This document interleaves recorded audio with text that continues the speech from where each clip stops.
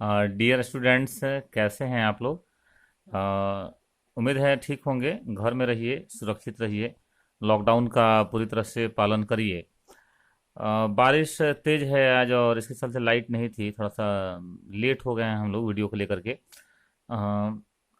अगर याद करो पिछले लेक्चर्स को, अगर रिकॉल करो तो हम लोग human health and disease chapter में डिजीज का इंट्रोडक्शन, टाइप ऑफ डिजीज तथा साथ ही वायरल डिजीज, कॉमन कोल्ड और साथ साथ कोरोना को भी, और बैक्टीरियल डिजीज जिसमें कि हम लोग न्यूमोनिया और टाइफाइड को कवर कर चुके हैं।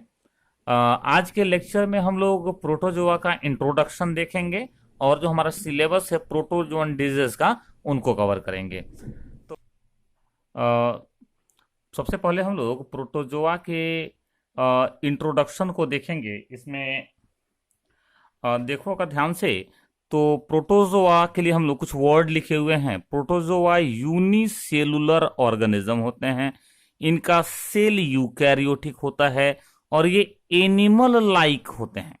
मतलब थोड़ा सा हम लोग उसका समझें अगर, तो यूनिसेलुलर का मतलब हुआ कि प्रोटोजोआ का जो बॉडी है वह भी सिंगल सेल से बना होता है। अब याद करो, बैक्टीरिया का बॉडी भी कैसा था? यूनिसेलुलर ही था। बैक्टीरिया भी एक ही सेल से बने थे। यहां हम लोग बोल रहे हैं कि प्रोटोजोआ भी यूनिसेलुलर ही होते हैं, एक सेल से ही बने होते हैं। तो दोनों में डिफरेंस क्या है? बैक्टीरिया और प्रोटोजोआ में जो डिफरेंस है वो हम लोग यहां लिखे हुए हैं। अगर याद करो तो बैक्टीरिया में हम लोग प्रोकैरियोटिक वर्ड यूज किए थे। इसका मतलब यह हुआ कि बैक्टीरिया के सेल में एक ट्रू न्यूक्लियस, स्पष्ट न्यूक्लियस एब्सेंट था, अनुपस्थित था, जबकि प्रोटोजोआ के सेल में ट्रू न्यूक्लियस प्रेजेंट होता है। ये बहुत बड़ा डिफरेंस है नहीं?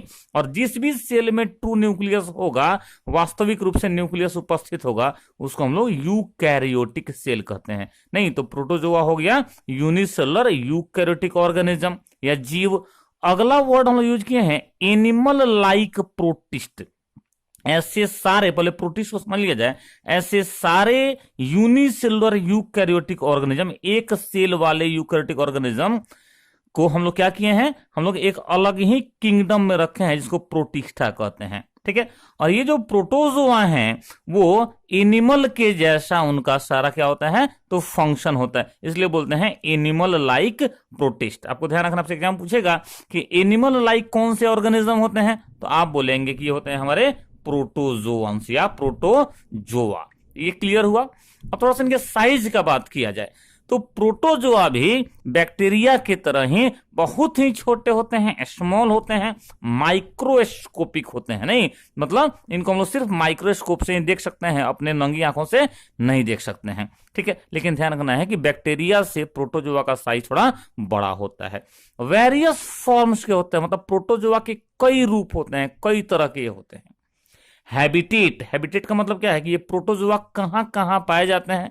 तो सबसे ज्यादा ये एक्वेटिक होते हैं। एक्वेटिक का मतलब ये जल में पाए जाते हैं। और आपको पता ही है कि जल दो प्रकार का होता है, वाटर दो प्रकार का होता है। एक को आप बोलते हैं फ्रेश वाटर, नदी का वाटर, पौंड का, तालाब का वाटर। नहीं, ये सब फ्रेश वाटर में आता है, जबकि मैरिन वाटर, ओशन का, सी का जो वाटर होता है उसको हम लोग मैरिन वाटर बोलते हैं। तो दोनों ही जगह पाए जाते हैं, एक्वेटिक होते हैं। बहुत सारे प्रोटोजोआ ऐसे भी हैं जो मॉइस्ट प्लेसेस में, नमी वाला जो मिट्टी होता है, सॉइल होता है, वहां पाए जाते हैं, इसलिए हम लोग इनको टेरेस्ट्रियल बोल देते हैं। आगे चलिए। ये जो प्रोटोजोआ का जो सिंगल सेल का, एक सेल का जो बॉडी है, वो बॉडी या तो डेलिकेट मेम्ब्रेन, मतलब बहुत ही नाजुक पतले मेम्ब्रेन से ढका होता है, कवर होता है, या फिर एक फर्म पैलिकिल, पैलिकिल का मतलब एक कवर या आवरण ही होता है, एक दृढ़ पैलिकिल द्वारा ढका होता है। नहीं मतलब मान लो कि अगर ये कोई प्रोटोजोआ है तो इसके ऊपर में एक पतला या तो मेम्ब्रेन होगा या फिर एक आवरण होगा दृढ़, जिसको हम लोग क्या बोलेंगे? पैलिकिल बोलेंगे। ठीक है, तो ये समझ में आया हम लोग को। प्रोटोजोआ अपना फूड कैसे लेते हैं? तो कई तरह से प्रोटोजोआ है जो फ्री लिविंग होते हैं, मुक्त रूप से रहते हैं, और होलोजोइक उनका न्यूट्रिशन होता है। मतलब क्या है? अपना फूड जो है वो पकड़ के इनगल्फ कर जाते हैं या खा जाते हैं। जबकि कई सारे ऐसे भी प्रोटोजोआ हैं जो पैरासाइट के रूप में रहते हैं, मतलब ये कि वो दूसरे ऑर्गेनिज्म के बॉडी में रहते हैं और फिर उसी ऑर्गेनिज्म से, जिसको आप होस्ट भी कहते हैं, उससे क्या करते हैं, वो अपना फूड लेते रहते हैं। तो पैरासाइट तो ऐसे ऑर्गेनिज्म को कहेंगे हम लोग जो दूसरे लिविंग बॉडी में रह के अपना फूड ऑब्टेन करते हैं या प्राप्त करते हैं। तो ये हम लोग का एक सिंपल इंट्रोडक्शन था प्रोटोजोआ का। फिर अगर बताएं आपको तो इसका डिटेल स्टडी हम लोग याद करो तो 11th में जो हम लोगों का बायोलॉजिकल क्लासिफिकेशन चैप्टर था वहां किए थे। अभी आते हैं फिर से 12th के सिलेबस में। हमारा 12th का ही सिलेबस चल रहा है, तो 12th के सिलेबस में आते हैं। तो यहाँ पे हमको प्रोटोजोआ से होने वाले डिजीज या रोग पढ़ने हैं, जिनको हम लोग प्रोटोजोअन डिजीज कह रहे हैं। अब इस प्रोटोजोअन डिजीज में याद करो तो 2 डिजीज हम लोग को पढ़ने थे। एक तो अभी कवर कर लेंगे हम लोग, अमीबियासिस, और सेकंड मलेरिया। इसको हम लोग नेक्स्ट लेक्चर में कवर करने वाले हैं। नहीं तो अमीबियासिस से स्टार्ट करते हैं। इस अमीबियासिस को अमीबिक डिसेंट्री भी कहा जाता है, या हिंदी में इसी को अमीबिया पेचिस भी कहते हैं। अमीबिया पेचिस भी कहते हैं। तो जैसे फॉर्मेट में हम लोग पढ़ाई करते हैं डिजीज को, वैसे ही देखा जाए सबसे पहले कॉजेटिव एजेंट देखा जाए अगर, तो अमीबियासिस का मतलब अमीबिया पेचिस का कॉजेटिव एजेंट एंट अमीबा हिस्टोलिटिका नाम का प्रोटोजोआ है। एंट अमीबा हिस्टोलिटिका नाम का प्रोटोजोआ होता है। ध्यान रखना है कि ये प्रोटोजोआ हमारे इंटेस्टाइन में, हमारे आंत में रहता है, इसलिए इसको हम लोग इंडो का मतलब अंदर रहने वाला, अब पैरासाइट तो भी समझाए ही हैं, तो ये इंडो पैरासाइट होते हैं। ठीक है, ये बात। आगे मूव करते हैं। अब आके देखें कि ये जो इंडो पैरासाइट एंट अमीबा हिस्टोलिटिका है, ये कैसे एक हेल्दी पर्सन के बॉडी में ट्रांसमिट होते हैं, मतलब इंटर कर जाते हैं या प्रवेश कर जाते हैं। थोड़ा सा आपको समझना है कि एंट अमीबा हिस्टोलिटिका के टेट्रान्यूक्लिएटेड सिस्ट, यहां लिखा हुआ है टेट्रान्यूक्लिएटेड सिस्ट। ये टेट्रान्यूक्लिएटेड सिस्ट क्या होते हैं, तो आपको पता है कि अगर कोई मान लो इन्फेक्टेड पर्सन है, पहले से उसको अमीबियासिस है, तो उसको बहुत डायरिया होता है, डिसेंट्री होता है, उसको लूज मोशन होता है, तो उसके स्टूल में ये एंट अमीबा हिस्टोलिटिका पैरासाइट पाए जाते हैं, और इनके सेल में उस समय 4 न्यूक्लियस होता है, जिसको हम लोग टेट्रान्यूक्लिएटेड सिस्ट कहते हैं। अब ये जो टेट्रान्यूक्लिएटेड सिस्ट हैं, ये सीधे एक हेल्दी पर्सन के बॉडी में ट्रांसमिट नहीं होते हैं, कुछ इनके पैसिव वेक्टर्स हैं। यहां देखो, हाउस फ्लाई जो घरेलू मक्खियां होती हैं, और जो कॉकरोचेस होते हैं तिलचट्टे, ये इनके पैसिव वेक्टर होते हैं। पैसिव वेक्टर ये क्या करते हैं, तो इस टेट्रान्यूक्लिएटेड सिस्ट को ऐसे इन्फेक्टेड पर्सन के स्टूल या फीसेस से, मतलब मल से ट्रांसमिट कर देते हैं। कहां पर, तो हमारे फूड पर। अगर ओपन में कहीं फूड रखे हुए हैं, खुला हुआ अगर आपका कोई फूड या भोजन है, तो वहां ट्रांसमिट कर देते हैं, या हमारे जो फ्रूट्स हैं, वेजिटेबल्स हैं, वहां ट्रांसमिट कर देते हैं, और उनको क्या करते हैं, उनको कॉन्टामिनेट या दूषित कर देते हैं। अब ऐसे ही अगर कॉन्टामिनेटेड फूड को, दूषित भोजन को अगर कोई हेल्दी पर्सन अगर कंज्यूम करता है, अगर खाता है, तो पैरासाइट क्या हो जाते हैं, उस हेल्दी पर्सन के, स्वस्थ आदमी के बॉडी में इंटर कर जाते हैं। एक बार जब पैरासाइट इंटर कर गया तो धीरे धीरे ये अपना नंबर बढ़ाएगा बॉडी के अंदर में, और तब हमारे कुछ स्पेशल, कुछ विशेष जो ऑर्गन्स या अंग हैं, वो इन्फेक्शन में आ जाएंगे, वो अफेक्ट हो जाएंगे।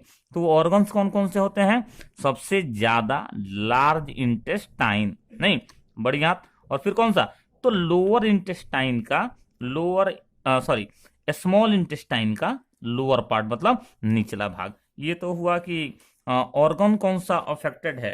इसकी वजह से कुछ और चीजें हम लोग को देखो, तो एक बार जब पैरासाइट इंटर कर गया तो फिर धीरे धीरे नंबर बढ़ाएगा और डिजीज के सिम्टम्स नजर आने शुरू हो जाएंगे। नहीं तो कॉमन सिम्टम्स कौन कौन से हैं कि हमको पता चले कि इन्फेक्शन हो गया है अमीबियासिस का, तो एब्डोमिनल पेन होगा।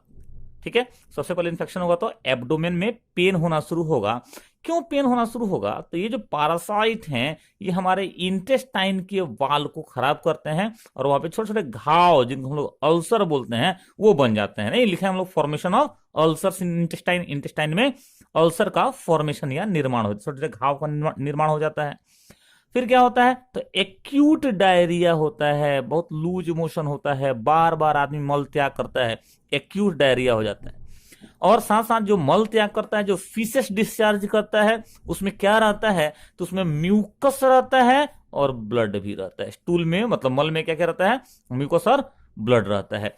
अब ऐसा कंडीशन किसी को होगा तो ऑब्वियस है कि उसको एपेटाइट का लॉस हो जाएगा, मतलब भूख नहीं लगेगी, साथ साथ क्या हो जाएगा, वीकनेस हो जाएगा। तो ये सारे कॉमन सिम्टम्स या लक्षण हैं अमीबियासिस के। जब सिम्टम्स नजर आएंगे तो पेशेंट जो है वो पहुंचेगा कहाँ, डॉक्टर के पास। आप ध्यान रखिएगा इस अमीबियासिस के लिए कोई स्पेशल टेस्ट नहीं है, नहीं तो हम लोग को याद नहीं करना है टेस्ट के बारे में। सीधा कहाँ पहुंचते हैं, ट्रीटमेंट पर। डॉक्टर जो है सामान्य रूप से एंटी प्रोटोजोअन ड्रग्स पेशेंट को एडवाइस करते हैं। सबसे पॉपुलर, उसमें सबसे पॉपुलर ड्रग कौन सा है, तो मेट्रोनिडाजोल है, नहीं ये सबसे पॉपुलर ड्रग है। कुछ डॉक्टर जो हैं साथ साथ एंटीबायोटिक्स भी देते हैं। तो ये तो ट्रीटमेंट हो गया। अब बचे कैसे, अगर आप लोग इसकी प्रिवेंशन की बात करें, कि इससे बचा कैसे जाए, तो सीधा सा बात है भाई कि कॉकरोच और फ्लाइज जो हैं उनसे उनको हटाया जाए, उनको दूर रखा जाए, नहीं पेस्ट कंट्रोल कराया जाए। हमारे जो फूड आइटम्स हैं उनको कवर करके रखा जाए, ढक के रखा जाए। कॉन्टामिनेटेड फूड को नहीं कंज्यूम किया जाए, नहीं खाया जाए। जो फ्रूट्स और वेजिटेबल्स हैं उनको क्या किया जाए, उनको प्रॉपरली वॉश करके खाया जाए। और साथ साथ टॉयलेट वगैरह का भी जो है वो प्रॉपर यूज किया जाए, ताकि क्या हो, ये डिजीज स्प्रेड नहीं हो। तो अभी तो हम लोग सिर्फ अमीबियासिस देखें, नेक्स्ट लेक्चर में हम लोग मलेरिया को डिटेल में कवर करेंगे। Thank you.